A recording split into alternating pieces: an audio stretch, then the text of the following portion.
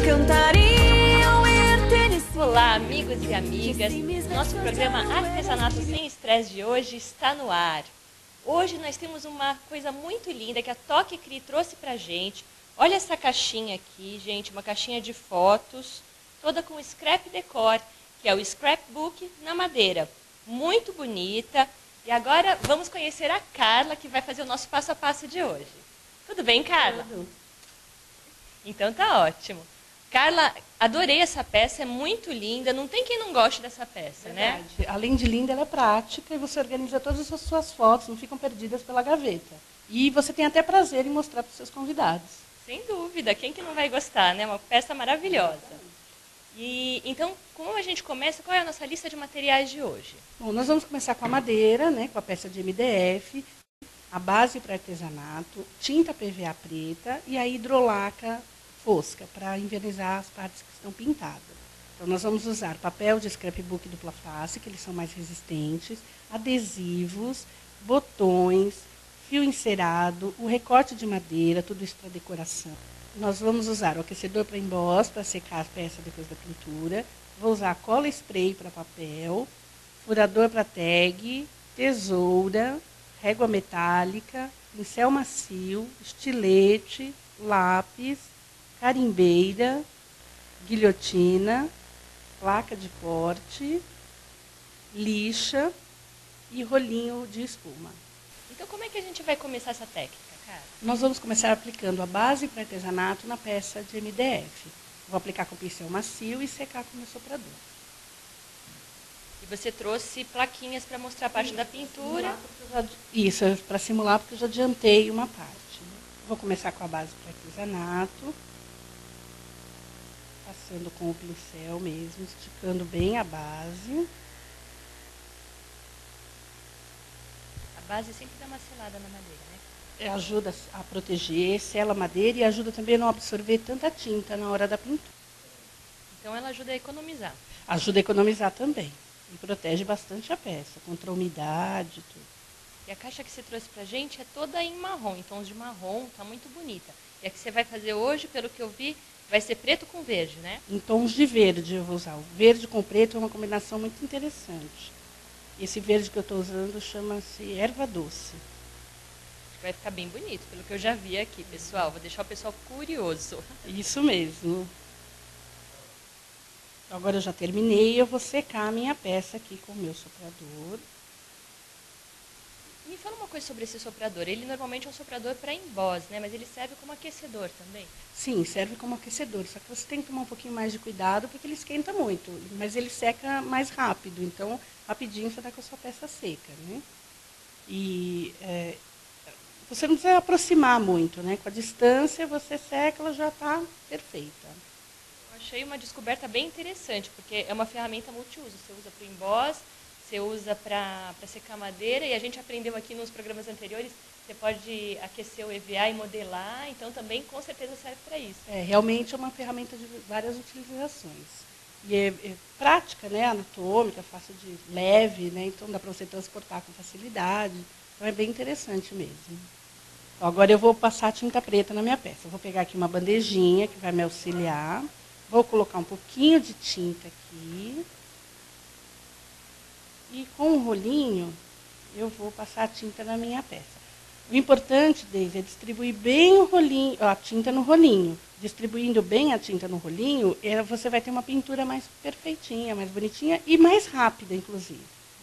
Então, feito isso, agora eu já posso pintar minha peça. É um bom truque, né? Porque fica bem uniforme. Isso, fica bem uniforme. E outra dica é você não sair espalhando a tinta de qualquer jeito. Vai fazendo por partes. E aí a sua peça vai ficar bem pintada, bem coberta com a tinta. E dependendo da cor, uma demão é suficiente para cobrir toda a peça. Próximo passo agora, é a gente medir a madeira. Então eu vou medir todas as partes, vou anotar e vou cortar os papéis referente a cada parte. Então com a régua aqui eu vou colocar, lembrando uma dica. Eu nunca corto o papel na extensão toda da peça. Eu deixo meio centímetro menor. Para que isso? Para que o papel não fique na borda e ele pode estragar. Então, se ele ficar um pouquinho recuado, não vai ter possibilidade dele arrancar, de estragar. E por isso que a gente pinta a peça, porque sempre as bordas vão aparecer. E aqui eu não vou passar as medidas para as nossas ouvintes, porque cada peça tem uma medida, né? Então, eu já medi a minha, já cortei quase todas as partes, eu vou medir uma só para elas verem, acompanharem como funciona, tá? Então, eu vou pegar aqui o meu papel de scrap, que eu escolhi aqui o que eu vou usar. Eu já tenho a medida da minha peça, então eu vou vir aqui com a régua, um lápis, do lado contrário do que eu vou usar, e vou marcar a largura e a altura. Então, agora, nós vamos hoje utilizar a guilhotina para fazer os cortes. Mas em casa, a nossa ouvinte que não tem a guilhotina, ela pode perfeitamente cortar com a régua e o estilete. Tá? Então, agora eu vou pegar aqui a guilhotina, colocar ela aqui. Então, o funcionamento, levanto aqui, ela tem uma régua na parte superior, em centímetros, e em polegadas na parte inferior. Então, isso também me auxilia com algumas medidas. Vou abaixar aqui. Aí é só puxar o carro, segurando o meu papel, e ela faz o corte perfeitamente. Agora eu vou virar o papel, que eu tenho outra medida aqui. Vou colocar lá no lugar. Sempre apoiando aqui na base para ficar reto o corte. Agora eu vou cortar o outro lado. Essa ferramenta é perfeita para quem precisa cortar retinho e quantidade, né? Exatamente, você ganha tempo e perfeição no seu trabalho, qualidade final do seu trabalho. E para, assim, só uma informação, ela tem outros cortes, além do corte reto. Um corte em zigue-zague e um corte picote. Aquele picote de canhoto, sabe? É bem legal, bem interessante. Ai, que fantástico. Vou pedir para o nosso câmera mostrar aqui de pertinho. Essa ferramenta realmente não tinha ainda por aqui, né? E ela é super fácil de manusear. É só levantar aqui que ele sai e é protegida a lâmina. Então, até criança pode utilizar a ferramenta, porque a lâmina do estilete está protegida. Então, agora a gente vai passar para a parte de colagem. Então, já tenho todas as partes cortadas. Antes de colar, a gente vai fazer um acabamento na lateral do meu papel. O que é isso? Sempre que a gente corta o papel, ele fica com uma borda branca. Além disso, eu quero dar um ar envelhecido para a minha peça. Eu acredito que o envelhecimento, ele torna a peça mais charmosa, mais glamurosa. Então, isso a gente vai fazer com um recurso muito simples, que é uma carimbeira. A mesma carimbeira que a gente usa para carimbar os carimbos, normalmente, no scrap, na madeira. Então, agora, eu vou para me auxiliar, um pedacinho de espuminha, os mesmos de lavar louça. Eu encosto na tinta, bem de levinho. Ela vai ficar com um pouco de tinta aqui na minha almofadinha, né, na minha espuminha. E com essa espuminha, eu vou passando aqui no meu papel, levemente. E vou cobrir toda aquela borda branca do papel. Feito isso, a tinta que sobrou na minha espuminha vai ser bem pouquinho. E aí, eu vou dando uma sujadinha de leve no meu papel, bem displicente, bem aleatório, só para ele ir envelhecendo.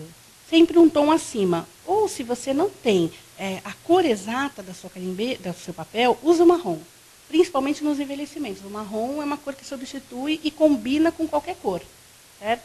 Pronto, gente. Agora eu já concluí o envelhecimento. Olha que bonito que ficou. Agora, o próximo passo é colar na peça. Nós vamos, neste momento, usar a cola spray para papel. É uma cola bem resistente e auxilia bastante na colagem, porque ela é bem rápida e seca. Então, é uma cola que não vai ter a possibilidade de você sujar o seu papel e estragar o seu trabalho.